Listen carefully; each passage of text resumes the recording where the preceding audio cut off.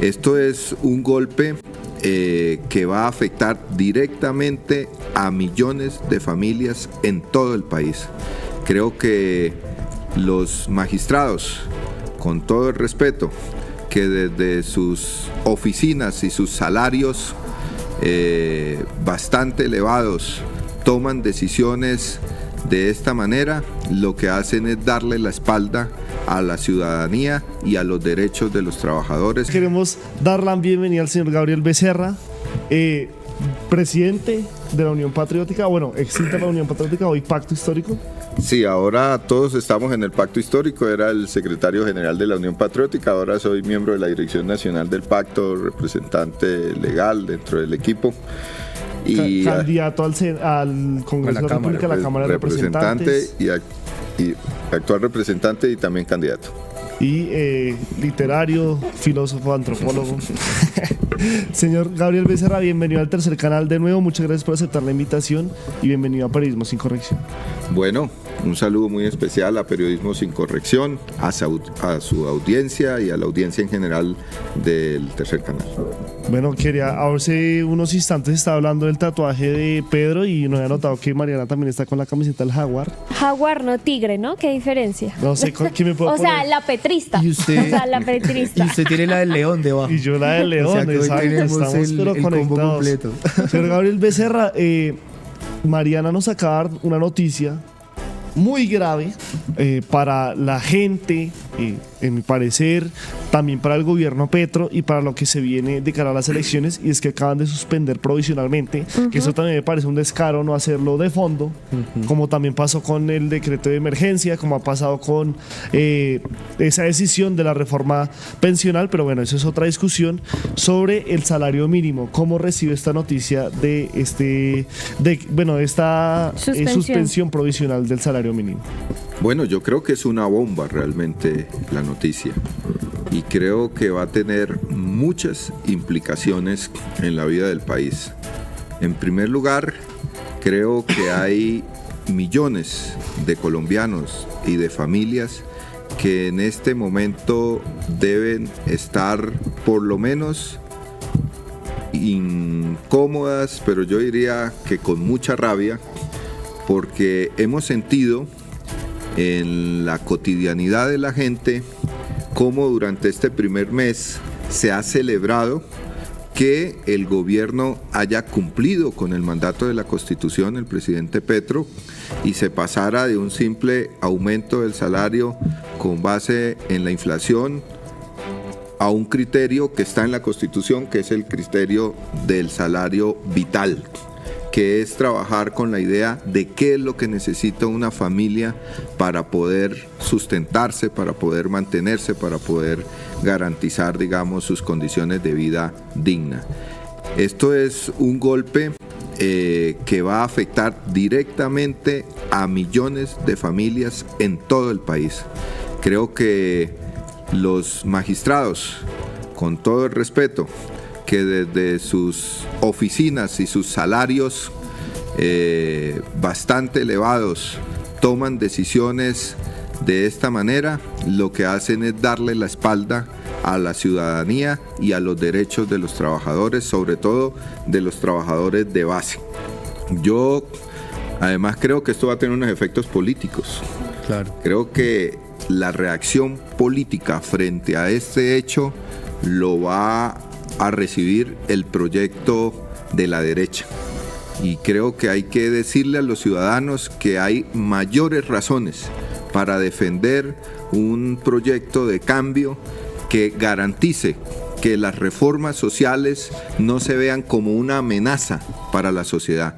La pregunta elemental que todos nos hacemos es: ¿qué daño le está haciendo a la sociedad que un gobierno como el del presidente Petro haya recuperado la capacidad adquisitiva de las familias colombianas, que haya permitido que esa deuda que se tenía con el salario, que crecía a cuentagotas, que no permitía pagar la deuda social que había, ahora se pague? Y el acumulado es que desde que llegó el presidente Petro a la fecha, el aumento ha llegado casi al 60%. Por lo tanto, ha habido una recuperación de la capacidad adquisitiva del salario que ha permitido que la economía se dinamice, que ha evidenciado, como se evidenció en otros países, que el aumento del salario no subió la inflación, que por el contrario el aumento del salario dinamizó el consumo de la economía y por lo tanto la ha hecho crecer a un ritmo que es en promedio de América Latina y del mundo un ritmo respetable, que la economía colombiana, conforme a los informes no del DANE, no del gobierno, sino de la OCDE, es una de las mejores economías que se está reactivando a pesar de todos los ataques, que el desempleo ha bajado. Entonces yo creo que aquí hay un revanchismo contra los trabajadores, que los trabajadores tienen que evaluar con sus familias y que en mi opinión deben cobrar políticamente. Esos sectores de la élite de este país, que lamentablemente también están en sectores de la justicia, están actuando a espaldas de la mayoría de los trabajadores y están atentando contra el derecho a la alimentación, contra el derecho a la educación, contra el derecho a la recreación, porque le están quitando capacidad adquisitiva a las familias colombianas. Yo espero que esta medida, que es provisional por lo que acabo de escuchar, no alcancé a leer la noticia, pues dure lo menos posible y quede en firme la decisión del gobierno.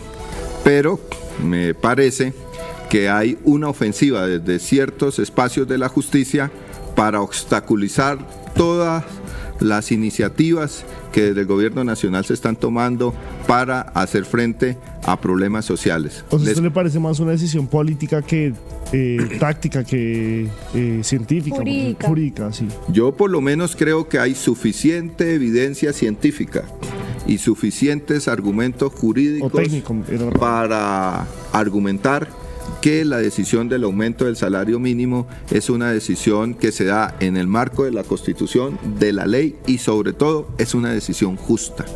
Es una decisión justa que no está generando los efectos que los opositores han querido endilgarle a la medida. La inflación está controlada, la economía está por el contrario con una mayor capacidad de consumo, está creciendo y sobre todo se le ha alegrado la vida a miles de trabajadores. Yo les quiero contar una anécdota de la carrera séptima hace 2 semanas, que estábamos haciendo una actividad de propaganda.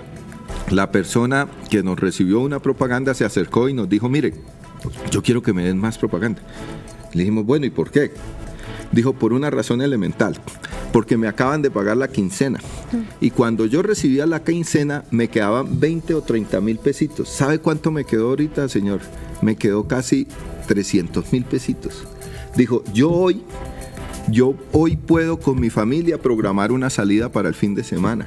Yo puedo hoy programar con este ritmo de ingreso, arreglar el baño de mi casa que lo tengo dañado. Yo hoy puedo hacer cosas que no podía hacer antes y eso fue gracias a la decisión del presidente Petro, gracias a la decisión que ustedes como congresistas del Pacto Histórico han respaldado. Entonces necesito que me dé más propaganda. Esa gente, ese señor que no sé a dónde estará en este momento, debe estar indignado porque otra vez va a tener que recibir, después de que pague todas sus deudas, sus recibos, 10.000, 20.000 pesitos. Y yo creo que eso es un atentado porque un magistrado que se gana lo mismo que nos ganamos los congresistas en promedio, con toda la comodidad en una oficina, toma una decisión que afecta a millones de personas, de familias, de niños, de jóvenes, y es un atentado contra el derecho de los trabajadores. Además, un magistrado escogido por el mismo Congreso, ¿no? Los magistrados del Consejo de Estado tienen un método de elección distinto. Pero esta fue Corte Constitucional, ¿no? No, Consejo de Estado. Sí, porque es un decreto que está demandado ante la jurisdicción contencioso administrativa, ese Consejo de Estado. Y yo creo que han cometido, además de una injusticia, un gran error político. Sí, es una la reacción del pueblo frente a la decisión de estas élites debe ser contundente. Hay que salir a rechazar a quienes desde cualquier sector del Estado se han dedicado a obstruir los decretos de emergencia, las reformas sociales y en este caso el derecho de los trabajadores a un salario digno. Gabriel, no sé si ustedes de pronto desde el pacto histórico se habían planteado algunas medidas, un plan de contingencia o alguna forma de acción ante una eventual decisión como esta, porque digamos, claro, sucede el día de hoy y es sorprendente, pero también sabíamos que había varios detractores e incluso recursos jurídicos en contra de esta decisión. No sé si desde el pacto se ha pensado o qué crees que pueda pasar en este momento a raíz de esta decisión. Sí, yo creo que además de el rechazo del pacto, sobre todo el movimiento de trabajadores expresado en sus organizaciones, ha planteado unos escenarios frente a este tipo de decisiones. Yo creo que ya están previstas las respuestas del orden jurídico. Yo quiero advertir que no es solamente esta decisión, es que hace unos días estábamos frente a la Corte Constitucional pidiéndole que no tumbaran el decreto de emergencia económica, que lo tumbaron. Sí. Y en aquella intervención que hicimos frente al Palacio de Justicia, advertíamos que esperábamos que otra alta corte, como es el Consejo de Estado, no reiterara esa orientación negativa de bloquear las medidas sociales que el gobierno está tomando. Entonces yo creo que la reacción natural va a ser la convocatoria a la movilización. El derecho legítimo, porque también quiero advertir, cuando uno va a otro medio de comunicación, ustedes no lo impugnan ni lo cuestionan a uno por eso, le dicen que por qué el pacto y por qué las organizaciones sindicales viven amenazando con salir a la calle y manifestarse y hacer mítines y movilizaciones. Y la verdad yo quedo sorprendido porque pareciese que si la sociedad, sea en este caso los trabajadores o los campesinos o los estudiantes o los mismos empresarios, decidieran salir a la calle, estuvieran atentando contra la democracia. Y se les olvida que sobre todo después de 1991, la democracia no es solamente representativa, la democracia es participativa, convoca la intervención directa de los ciudadanos. Y si algo se ha logrado en este periodo es que hay un proceso importante de politización.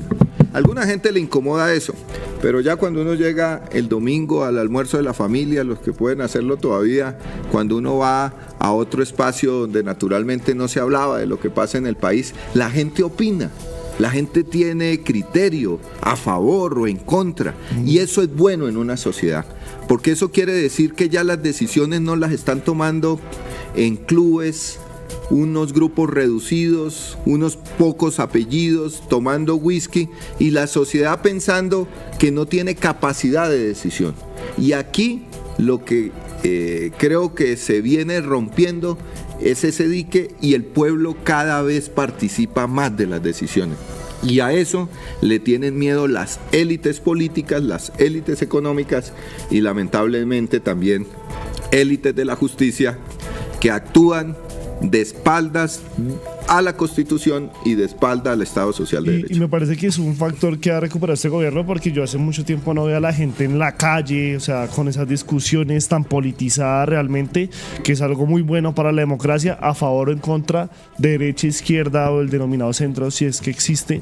Pero sí, cualquier sector que se manifieste. Es que queda en evidencia que más que un bloqueo al gobierno es un bloqueo a la voluntad popular, y creo que ese es el gran error de cálculo que tiene la derecha en este momento, sea la derecha que está en las instituciones o sea la derecha que quiere ahorita llegar a las elecciones, y es eso, no están bloqueando las iniciativas del gobierno de Petro, sino que están bloqueando los deseos de la gente, las emociones de la gente, y creo que eso pero igual les había va a mucha pasar gente que estaba en desacuerdo factura. con lo del salario mínimo también, ¿no? Sí, claro, eso es cierto, pero creo que Gabriel toca un punto muy importante, y es la receptividad que ha tenido la base trabajadora del país frente a ese salario mínimo, frente a tener más plática en el bolsillo, frente a poder salir y comprar más en el mercado, frente a no tener que pedirle dar en adelante tanto al gota a gota, etcétera, y yo creo que eso es lo que va a empezar a calar de manera más fuerte. Igual la discusión ya está planteada, y antes de ir con todo eso electoral, yo quisiera preguntarle también, porque esto fue un tema que se nos atravesó, pero nuestro tema hoy,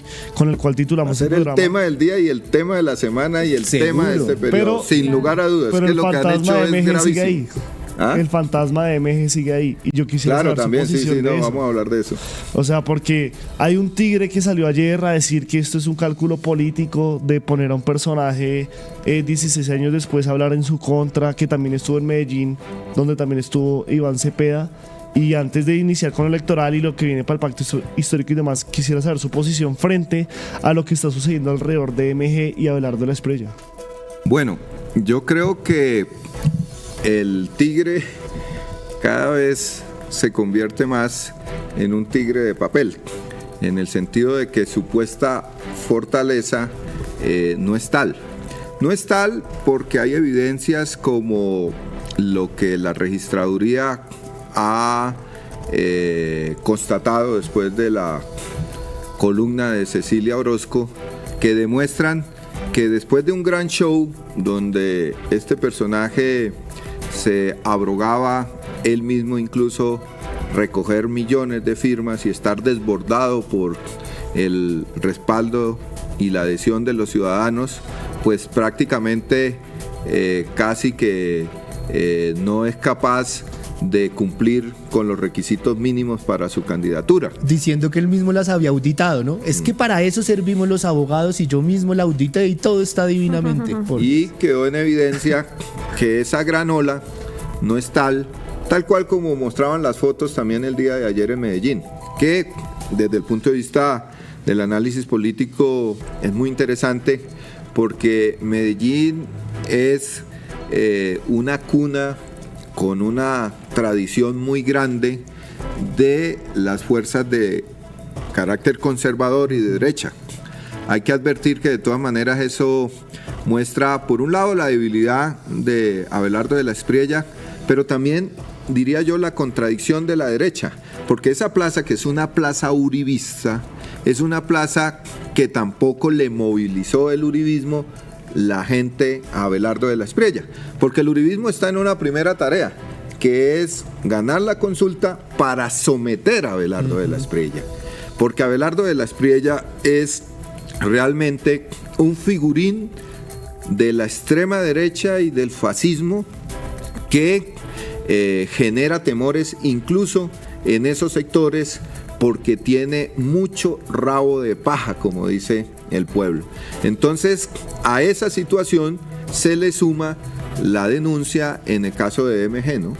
Que es, digamos, un cuestionamiento a la práctica profesional de un abogado que en primer lugar